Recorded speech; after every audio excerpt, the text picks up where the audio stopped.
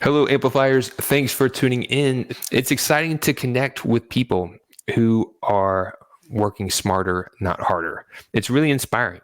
There are so many people out there who are getting caught up in the day-to-day whirlwind, trying to wrestle all the jobs to be done, serve their clients, live their life, and enjoy the process as well. We can get so twisted up and turned around, we can lose focus on what's the most important thing, is building a life that you're doing what you love, you're making an impact, and you're providing for those that you care about, whether that's your family, your inner circle, your team, what have you. And our guest today has really created some amazing things in her life and for the lives of many around the world. I'm excited to have her guest on Growth Amplifiers. I'd like to welcome Suzanne to Growth Amplifiers. Thank you for being here. Suzanne, you've been a pioneer in creating transformation in businesses that are local, national, and you've been making an impact around the world. Could you get us started by telling us a little bit more about your background and how you got started to doing what you're doing today? Yeah, sure. I've had a very interesting background. I'm a CPA, certified public accountant by background. And I actually started when I was 14. My dad was a CPA and he had a firm for over 30 years. And he hired me when I was 14 to do bookkeeping for his firm. And so at 14, I was learning how to do bookkeeping, financial statements, and easy tax returns, sales tax. And, by the time I went to college and everyone was just trying to figure out a financial statement, I was like, okay, all right, I think I'm ready to teach you guys. And so it was interesting, they say it takes about 10 years or 10,000 hours to become an expert. And imagine graduating from college after 10 years of experience, it's, you have quite a leg off. So you guys that are hiring your kids out there, definitely consider hiring your children. And, I went to work for Anderson right out of graduation from college. And later I went to work for KPMG and in the Chicago office and started my own firm about 16 years ago. And we did really well. We were Goldman Sachs 10,000 small business. We were featured in a Houston Business Journal. We are the 2021 Profit First Firm of the Year. We immediately got really large government contracts straight out of starting some of the largest government municipalities in the country, as well as a very large government or small business practice too. And about a year and a half ago, I actually sold that traditional accounting and tax practice. I always tell people, yes, I technically retired at the age of 46 because I didn't have to work anymore. But, found that I, still had a gift that I wanted to contribute to the world. So now I'm a fractional CFO and I work with scaling companies that are wanting to turn around their profitability and really get back to what they started their businesses for. Which is kind of what we're talking about today. So number one, congratulations for doing it, for living that dream of getting into something that you love and then having success with it. And then now you're still making that impact. When you're considering making that change, because building a business is challenging enough, and then coming to the decision, I'm going to sell it.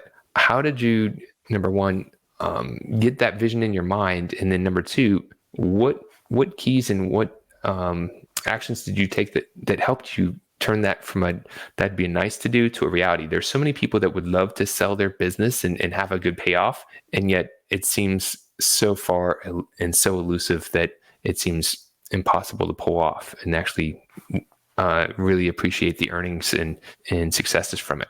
Right. It's interesting because I always knew that my business was an asset. Accounting firms typically sell for a multiple of 1.25 on average. So I always knew it was an asset.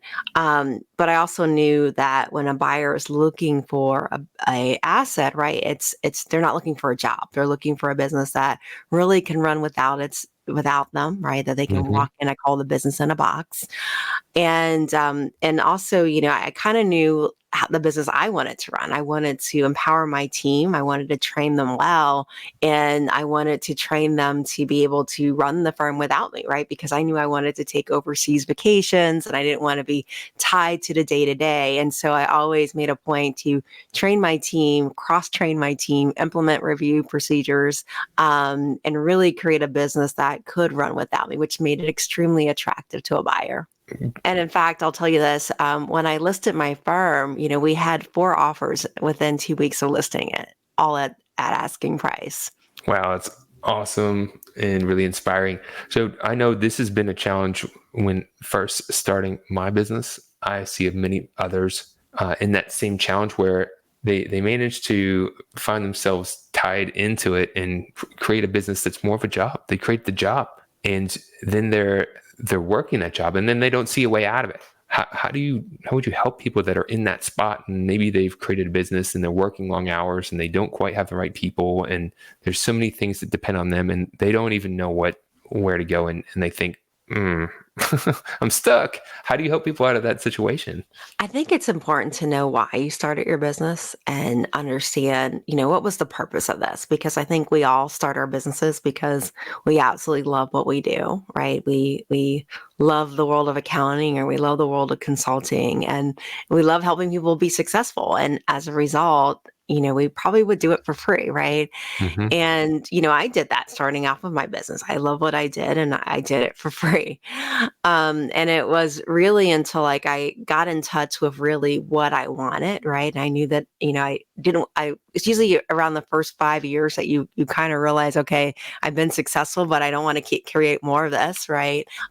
It's really about going back to, what is the why behind it? What is the life I really want? And then mapping out that roadmap to get to that. Hey there, this is Kenny from Growth Amplifiers, here to ensure you get your awesome ideas into action to grow and improve your business and achieve your full potential. Take the first step by visiting growthamplifiers.com and clicking the Start Here button. Take the assessment to get your personalized score. Then select from free resources to learn how to improve your score. Don't wait. Be proactive and take action now by visiting growthamplifiers.com and clicking the Start Here button. And always keep on amplifying. Now, let's get back to the show. I think that's really important. You've got to know what you want. And sometimes people don't even know that. They're so caught up and blurred around that I don't even know. And sometimes I'll ask them, well, maybe you can start with some things that you don't want and then work your way to figure out what are the common things that you do want. Maybe you don't know exactly what it looks like. Maybe you don't have the blueprint, but you're going to know some things you don't want and you're going to know some things that you do. And then exploring different ways to set up your business that fits the more of the do column, right? So then now you're helping people fractional CFO work. I'd be curious to know how you got into that sort of mindset and what are some of the challenges that you help people overcome? So, as a fractional CFO, this was a service that we started offering actually while we had the traditional accounting firm.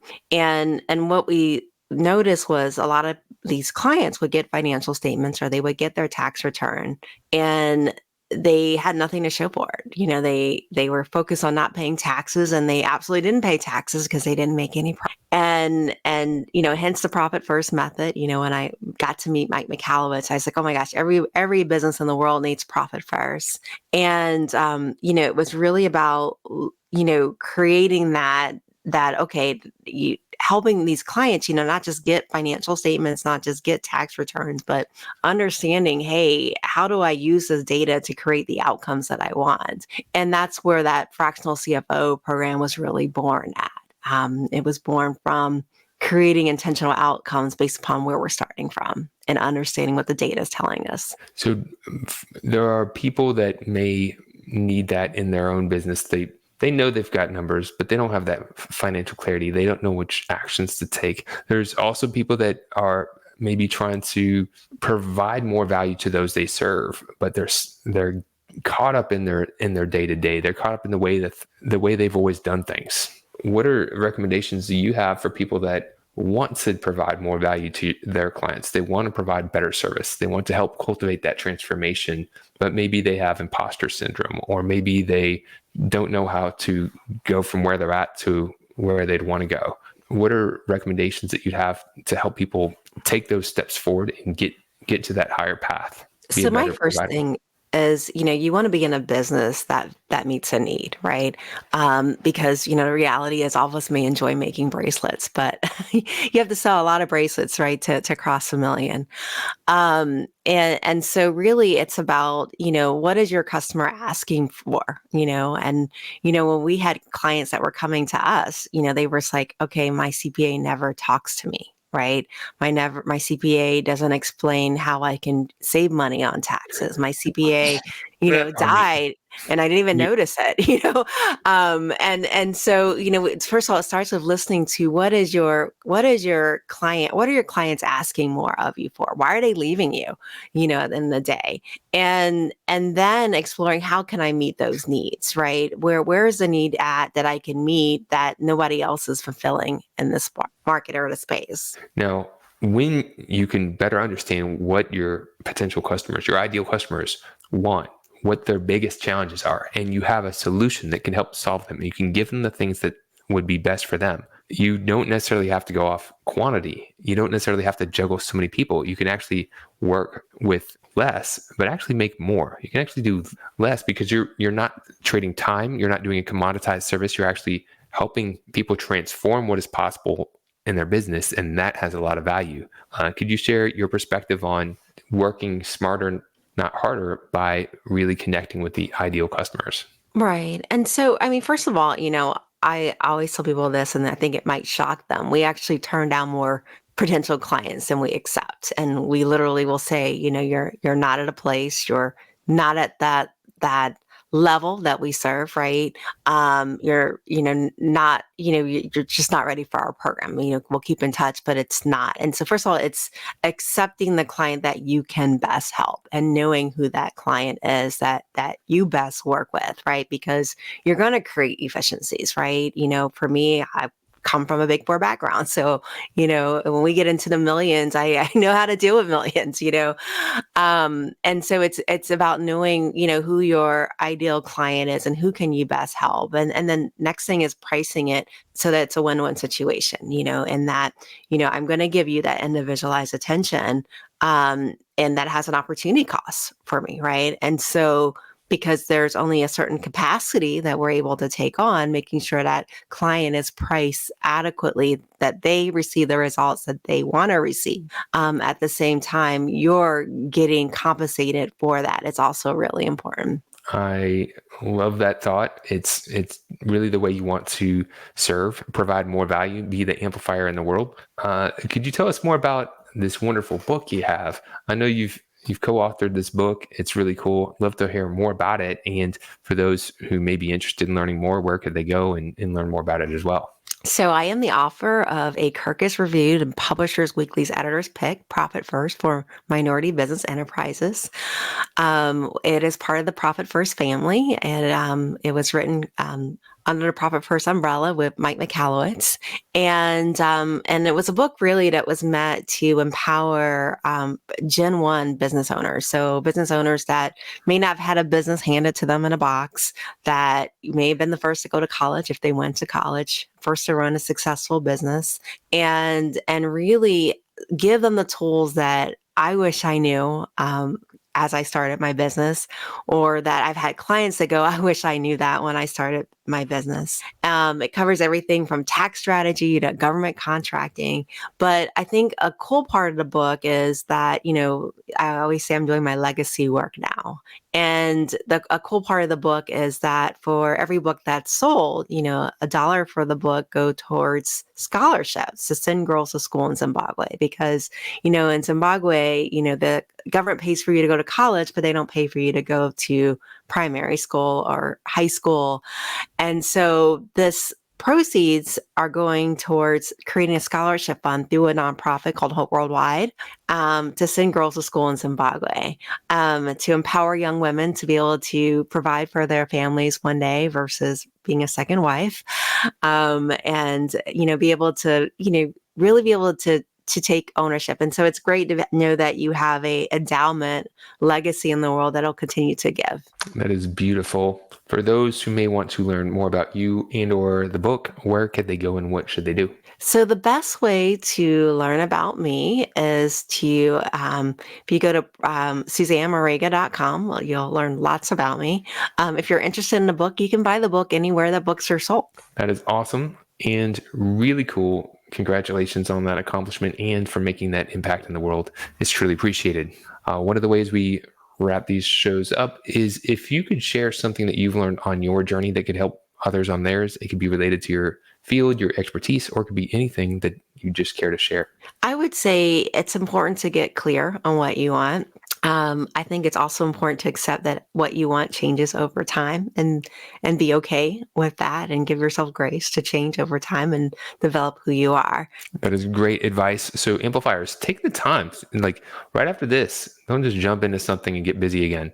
Take the time to just reflect for a moment. Give yourself just a few minutes and think about, are you heading in the direction of what you want?